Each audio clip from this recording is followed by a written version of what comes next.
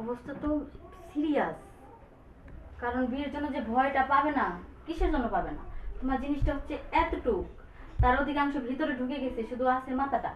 এই মাথাটা দিয়ে তো কোনো কিচ্ছুই করতে পারবে না। থাকবে বিয়ে না। করলে তো বউ থাকবে না। আর লজ্জা দেন আমারে, সেজন্য তো আপনার কাছে আসা। সমস্যা নেই, আমার কাছে যেহেতু আসছো, তোমার এই জিনিসের আমি একটা ব্যবস্থা করিয়ে দিব। এই জিনিসটা অনেক সময় মুখে নিয়ে লাড়তে হবে। তাই হ্যাঁ, এটা হচ্ছে নতুন টেকনিক, আমার চিকিৎসার প্রথম ধাপ। যদি মুখে নিয়ে জিনিসটা লাড়ি, তখন বুঝতে পারবো যে আসলে জিনিসটা আস্তে আস্তে ধাপে ধাপে বড় হইতেছে, নাকি যেমন আছে তেমনই আছে। গাড়িটা এখনো আসতেছে না কেন? কখন ফোন দিছি গাড়িওয়ালাকে, এখনো গাড়ি আসার কোনো খবর নাই। এদিকে গরমে তো এখানে বসাই যাচ্ছে না। দেখি আর 5 মিনিট অপেক্ষা করি, যদি না আসে তাহলে আরেকটা গাড়িওয়ালাকে ফোন দিতে হবে।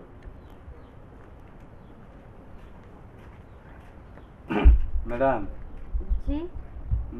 আপনি এই জায়গায় বসে রয়েছেন, আমি আপনার চেম্বার থেকে ঘুরে আসলাম। আমার চেম্বারে কোথায় পাবে? ইমার্জেন্সি একটা কাজ ছিল, সেই কারণে এই বাসায় চলে আসছি। ও, রোগীটা খুব সিরিয়াস ছিল। তাই আমি আবার চেম্বারের সামনে ঘুরতেছি, পরে এক লোকে বললো ম্যাডাম তো আজকে আসে নাই, তুমি তারপর ইয়ে যাও গা, হয়তো বাসায় গেছে না রুগী দেখতে গেছে। পরে জিজ্ঞেস করতে করতেই আমি এই জায়গায় আসছি। আবার যাক, ভালোই করছো। তাই কি সমস্যা তোমার?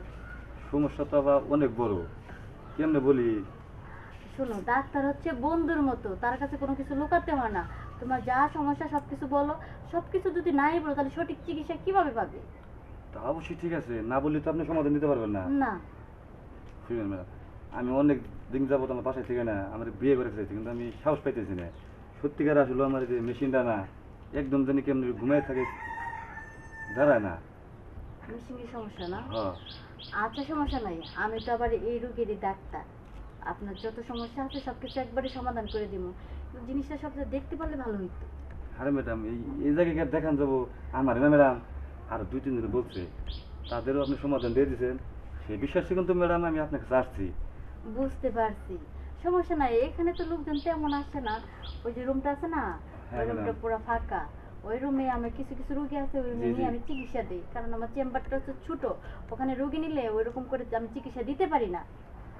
যাই হোক, রুমে চলো, তাহলে তোমাকে আমি একটু ভালোভাবে চিকিৎসাটা দিই। হ্যাঁ, না দেখেন তাহলে বুঝবেন না।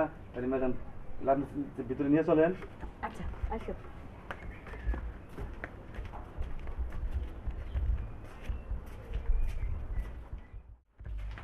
না, বসো। আচ্ছা ম্যাডাম, জায়গাটা তো অনেক সুন্দর আপনার। জায়গাটা তো সুন্দর হতেই হবে। জায়গাটা নিরিবিলি, মানুষজন কম আসে। আর আমি তাদেরই চিকিৎসা দিই এই জায়গায় এনে, যারা সবচেয়ে সিরিয়াস। যেমন মেশিন দাঁড়ায় না, মেশিন ছোট, বেশি সময় টেকসই করে না, হ্যাঁ, ম্যাডাম। তাদেরকে।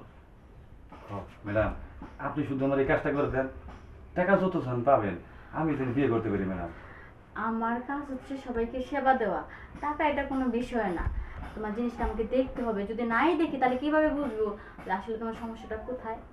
হ্যাঁ ম্যাডাম, তাই আপনি দেখে নিজের চোখে দেখে, একটু দেখে আপনি পরীক্ষা করে যে কোনো একটা ট্রিটমেন্ট দেন আমার আপনি। তাহলে তুমি শুয়ে পড়ো, আচ্ছা। আমি তোমার জিনিসটা দেখতেছি।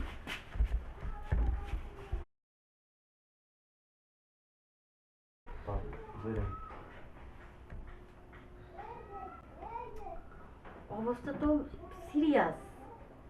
কারণ বিয়ের জন্য যে ভয়টা পাবে না, কিসের জন্য পাবে না? তোমার জিনিসটা হচ্ছে এতটুক, তার অধিকাংশ ভিতরে ঢুকে গেছে, শুধু আছে মাথাটা। এই মাথাটা দিয়ে তো কোনো কিচ্ছুই করতে পারবে না। থাকবে বিয়ে না। করলে তো বউ থাকবে না। আর লজ্জা দেন আমারে, সেজন্য তো আপনার কাছে আসা। সমস্যা নেই, আমার কাছে যেহেতু আসছো, তোমার এই জিনিসের আমি একটা ব্যবস্থা করিয়ে দিব। এই জিনিসটা অনেক সময় মুখে নিয়ে লাড়তে হবে। তাই হ্যাঁ, এটা হচ্ছে নতুন টেকনিক, আমার চিকিৎসার প্রথম ধাপ। যদি মুখে নিয়ে জিনিসটা লাড়ি, তখন বুঝতে পারবো যে আসলে জিনিসটা আস্তে আস্তে ধাপে ধাপে বড় হইতেছে, নাকি যেমন আছে তেমনই আছে। হ্যাঁ, যদি ম্যাডাম। তেমনই থাকে, তাহলে আবার অন্য একটা ধাপ ব্যবহার করতে হবে। জি জি জি। তাহলে নাও, আমি শুরু করে দিলাম। ঠিক আছে ম্যাডাম।